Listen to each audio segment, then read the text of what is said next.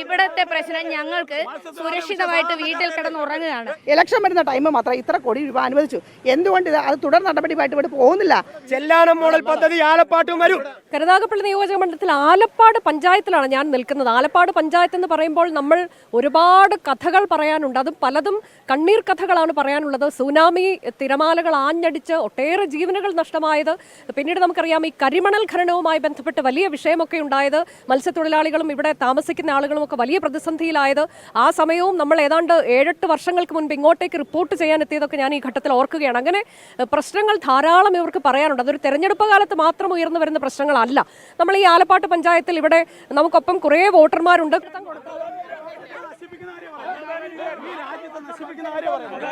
ഈ രാജ്യത്തെ അതായത് എനിക്ക് ചോദിക്കാനുള്ള കാര്യം, ഈ മത്സ്യത്തൊഴിലാളിയെ കേരളത്തിലെ തീരത്തെ മത്സ്യത്തൊഴിലാളികളെ സാരമായി ബാധിക്കുന്ന കടൽ ഖനനം എന്ന് പറയുന്ന വലിയ ഒരു പ്രത്യാഘാതത്തെ ഞങ്ങൾ നേരിട്ടുകൊണ്ടിരിക്കുകയാണ്. 250 മീറ്റർ ആഴത്തിൽ കുഴിച്ച് ഇവിടുത്തെ മത്സ്യസമ്പത്ത് നശിക്കാൻ, ഇവിടുത്തെ കടലിനടിയിലെ ആവാസ വ്യവസ്ഥ നശിക്കുവാനുള്ള ആ എഗ്രിമെന്റ് ഒപ്പിട്ടിരിക്കുകയാണ് നരേന്ദ്രമോദിയുടെ ഗവൺമെന്റ്. ഈ ഗവൺമെന്റ് അധികാരത്തിൽ വന്ന് 12 വർഷമായി. ഈ രാജ്യത്തിന്റെ സ്വത്ത്, നമ്മുടെ മത്സ്യസമ്പത്ത് നശിക്കുന്നതിനോടൊപ്പം തന്നെ ഇവർ ഉദ്ദേശിക്കുന്നത് വ്യാവസായിക നിർമ്മാണത്തിന് വേണ്ടിയിട്ട് മണലെടുക്കാൻ വേണ്ടിയിട്ടാണെന്ന് പറയുന്നത്.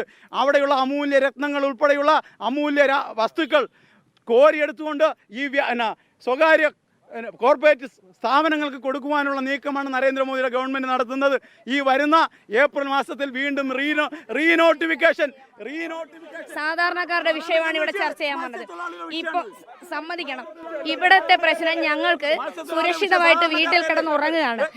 നരേന്ദ്രമോദി വരുന്നതിന് മുന്നേ ഇവിടെ ഖനനം ഉണ്ടായിരുന്നു, വർഷങ്ങളായിട്ട് ഖനനം ഉണ്ടായിരുന്നു. അന്ന് ഇവരൊക്കെ എവിടെയായിരുന്നു? അതിനുള്ള മറുപടിയും കൂടി ഇവർ പറയണം. അങ്ങനെ തന്നെ നമുക്ക് ആദ്യം നമ്മളുടെ പൊതുവായൊരു വിഷയമാണ് നമ്മളിവിടെ ചർച്ച ചെയ്യാൻ എടുത്തിട്ടുള്ളത്. അല്ലാതെ ആഴക്കടലിന് നരേന്ദ്രമോദിയെ അങ്ങനെ പാർട്ടി വിഷയങ്ങളൊന്നുമല്ല. നമ്മൾ പൊതുവായൊരു കാര്യമാണ് ഞങ്ങൾ, കാരണം ഞങ്ങൾ തീരപ്രദേശത്ത് താമസിക്കുന്നതാണ്. ഇവിടെ ഏറ്റവും പ്രധാനപ്പെട്ട വിഷയം പുലിമുട്ട് തന്നെയാണ്. ഞങ്ങൾ ഇവിടെ ആരോട് ചോദിച്ചാലും പറയുന്ന ഒറ്റ കാര്യം എന്ന് പറയുമ്പോൾ വേറെ ഞങ്ങൾക്ക് ഫ്രീ ആയിട്ട് വേറെ ഒന്നും വേണ്ട. ഞങ്ങൾക്ക് ഈ പുലിമുട്ടാന്ന് സുരക്ഷിതമായിട്ട് കിടന്നുറങ്ങണം. ഞങ്ങൾ കുഞ്ഞുങ്ങളുമായിട്ടൊക്കെ ജീവിക്കുന്നവരാണ് ഞങ്ങൾ. അപ്പം ഞങ്ങൾക്ക് കുഞ്ഞുങ്ങളായിട്ട് ഓടാൻ പറ്റത്തില്ല. തറപ്പണിയാണ് കാണിക്കുന്നത്. ഒരു ജില്ലാ പഞ്ചായത്ത് മെമ്പർ ജനങ്ങൾക്കൊപ്പം ഒരു ജില്ലാ പഞ്ചായത്ത് നമ്മുടെ നാടിന്റെ വികസനം ആലപ്പാട് പഞ്ചായത്തിന്റെ വികസനം. ജില്ലാ പഞ്ചായത്ത് മെമ്പറാന്നുള്ളത് ഒന്നാമത്തെ കാര്യം. രണ്ടാമത്തെ കാര്യം, എന്റെ പേര് വരുൺ ആലപ്പാടം. ഞാൻ ജില്ലാ പഞ്ചായത്ത് മെമ്പറാണ്. ഞാനൊരു മത്സ്യത്തൊഴിലാളിയാണ്. അല്ല, ഇവരുടെ ഏറ്റവും വലിയ പ്രശ്നം പുലിമുട്ട്. അതിനെക്കുറിച്ച് എന്താണ് പറയാത്തത്? പുലിമുട്ടിന്റെ വിഷയം ഞാൻ പുലിമുട്ടിന്റെ 172 കോടിയുടെ പുലിമുട്ട് പദ്ധതിക്ക് ഭരണാനുമതി ലഭിച്ചു കഴിഞ്ഞു. പിന്നെ അതിനെക്കുറിച്ച് എത്ര കാലമായി അത് ഈ 10 കൊല്ലം പിണറായി വിജയന്റെ ഗവൺമെന്റാണ് ഭരിച്ചത്. 10 കൊല്ലത്തിന് മുമ്പ് ഉള്ളതല്ലേ പ്രശ്നം? ഞാനൊരു 10 കൊല്ലം ഈ പ്രോജക്റ്റ് തയ്യാറാക്കിയത് 10 ഹോട്ട്സ്പോട്ടുകൾ കേരളത്തിലെ 10 ഏറ്റവും തീവ്രത കൂടിയ കടലാക്രമണ തീവ്രത കൂടിയ സ്ഥലങ്ങളിൽ ഇവിടുത്തെ 10 കൊല്ലത്തിന് ഉമ്മൻചാണ്ടിയാണ് ഭരിച്ചത്. 10 കൊല്ലത്തിന് മുമ്പ് ഉമ്മൻചാണ്ടി ഭരിച്ചതാണ്. ഉമ്മൻചാണ്ടി ഭരിച്ചപ്പോൾ എന്താണ് ചെയ്യാൻ? 25 വർഷക്കാലം മതേതരത്വം പറയുന്ന ഇന്ത്യൻ നാഷണൽ കോൺഗ്രസ് 25 വർഷക്കാലം ഭരിച്ചു. എന്തുകൊണ്ട് ഞങ്ങൾക്ക് പറയാനുള്ളത്, ആലപ്പാട് ഗ്രാമപഞ്ചായത്ത് ഒരു ഉപദ്വീപ് പോലെ കിടക്കുന്ന 17 കിലോമീറ്റർ കടലിനും കായലിനും മധ്യേ കിടക്കുന്ന ഈ പ്രദേശത്ത് ഇവിടെ രാഷ്ട്രീയമല്ല, ജനങ്ങളുടെ വികസനമാണ് ഞങ്ങൾ ലക്ഷ്യമിടുന്നത്. ഞങ്ങൾ സമുന്നതനായ യുവത്തിന്റെ രാഷ്ട്രീയം വേണ്ട. മേഡം, ഇവിടെ ഇപ്പൊ ഈ രണ്ടു കൂട്ടരും അങ്ങോട്ടും ഇങ്ങോട്ടും, അതായത് കേന്ദ്രം ഭരിച്ച രണ്ടു കൂട്ടരും അങ്ങോട്ടും ഇങ്ങോട്ടും വാഗ്വാദങ്ങൾ ഉന്നയിക്കുന്നുണ്ട്.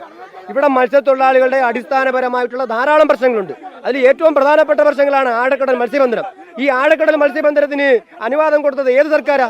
അത് ഈ പറയുന്ന നരസിംഹറാവു ഭരിച്ചിരുന്ന സമയത്താണ് കൊടുത്തത്. അത് പിന്നീട് വന്ന BJP-ക്കാർ തുടരുക ചെയ്തത്.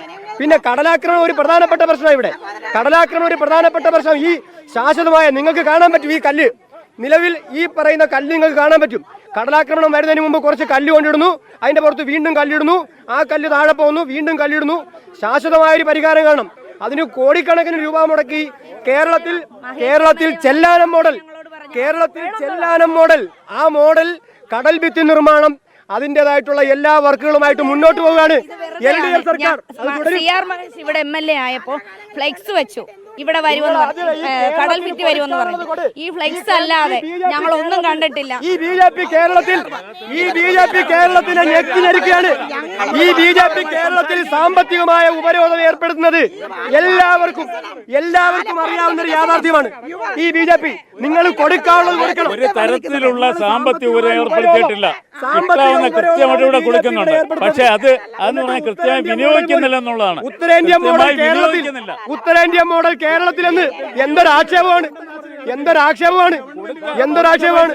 മത്സ്യത്തൊഴിലാളികളെ ഇതുപോലെ ഇലക്ഷൻ വരുമ്പോ എല്ലാ 5 വർഷം കൂടുമ്പോ എല്ലാ പരിപാടിയുള്ളതാ. ഒരു ഫ്ലെക്സ് കൊണ്ട് വയ്ക്കും, ഇത്ര കോടി അനുവദിച്ചു. പക്ഷെ ജനങ്ങളെ കണ്ണിൽ പൊടിയിട്ടുകൊണ്ട് ഇത്ര കോടി അനുവദിച്ചു. എന്തേ കോടികള് കാലാകാലങ്ങളിൽ ഇവിടുത്തെ പ്രദേശത്തിലെ ജനങ്ങള് വളരെ ബുദ്ധിമുട്ട്, കടലേറെ ആക്രമണം ഉണ്ടാകുമ്പോൾ വളരെയേറെ ബുദ്ധിമുട്ട് അനുഭവിക്കുന്ന പ്രദേശമാണിത്. ഇലക്ഷൻ വരുന്ന ടൈം മാത്രം ഇത്ര കോടി രൂപ അനുവദിച്ചു. എന്തുകൊണ്ട് അത് തുടർ നടപടിയായിട്ട് ഇവിടെ പോകുന്നില്ല? ഒരു എം പിക്ക് ചെയ്യാൻ സാധിക്കില്ലേ? MLA ആയിട്ട് സാധിക്കില്ലേ? ചെല്ലാനം മോഡൽ പദ്ധതി ആലപ്പാട്ടും വരും.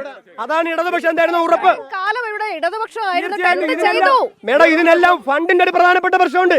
കേരളത്തിനെ ഇതുപോലെ സാമ്പത്തികമായി ഉപരോധം സൃഷ്ടിക്കുന്ന കേന്ദ്രം, ആ കേന്ദ്രത്തിന് കൂട്ടുനിൽക്കുന്ന ഇവിടുത്തെ കോൺഗ്രസ്, അതാണ് പ്രശ്നം. അതാണ് ഈ നാടിന്റെ പ്രധാനപ്പെട്ട പ്രശ്നം. ആ പ്രശ്നത്തെ ജനങ്ങൾ BJP ചോദിക്കുന്ന ഒരു കാര്യമുള്ളൂ. ഇവിടെ കാലാകാലങ്ങളിൽ ഈ പഞ്ചായത്തും ഇവിടെ ഭരിച്ചുകൊണ്ടിരിക്കുന്നത് CPM ഉം കോൺഗ്രസുമാണ്. അധികം സംസ്ഥാനം ഭരിച്ചുകൊണ്ടിരിക്കുന്നത് CPM ഉം കോൺഗ്രസുമാണ്. ഇവിടുത്തെ മത്സ്യത്തൊഴിലാളിക്ക് എന്ത് ചെയ്യും? ഒരു കപ്പൽ മറിഞ്ഞ് കണ്ടെയ്നർ 400ഓളം കണ്ടെയ്നറുകൾ പുറത്തുപോയി. മത്സ്യത്തൊഴിലാളികൾ, ആയിരക്കണക്കിന് മത്സ്യത്തൊഴിലാളികൾ വല കീറി നഷ്ടപ്പെട്ടു. ഈ കേന്ദ്ര സംസ്ഥാന ഗവൺമെന്റുകൾ 1 രൂപ നഷ്ടപരിഹാരം ഈ മത്സ്യത്തൊഴിലാളികൾക്ക് ഇന്നത്തെ ദിവസം വരെ കൊടുത്തിട്ടില്ല. നിങ്ങൾ മനസ്സിലായി, കേസ് സംസ്ഥാന ഗവൺമെന്റ് അല്ല കൊടുത്തത്, മത്സ്യത്തൊഴിലാളികളുടെ പ്രതിനിധികളാണ് കേസ് കൊടുത്തിരിക്കുന്നത്. CIT ഒന്നുമല്ല. മത്സ്യത്തൊഴിലാളികൾ അത്തരത്തിൽ അല്ലല്ല.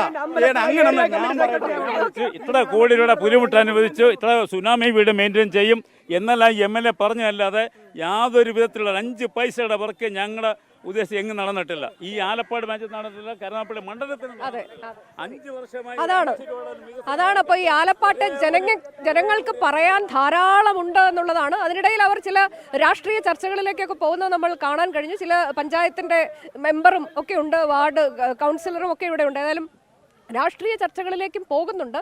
പക്ഷെ അവരുടെ അടിസ്ഥാനപരമായ ചില ആവശ്യങ്ങൾ അവർ ഉന്നയിക്കുന്നത് അത് വളരെ ന്യായമായ ആവശ്യങ്ങളാണ്. വർഷങ്ങളായിട്ടും അവർക്ക് ഒരു പരിഹാരവും ഇതുവരെ ആരും നൽകിയിട്ടില്ല എന്ന് പറയുമ്പോൾ അതിലേക്ക് അധികാരികളുടെ ശ്രദ്ധ പതിയണം എന്നാണ് നമ്മൾ അഭ്യർത്ഥിക്കുന്നത്.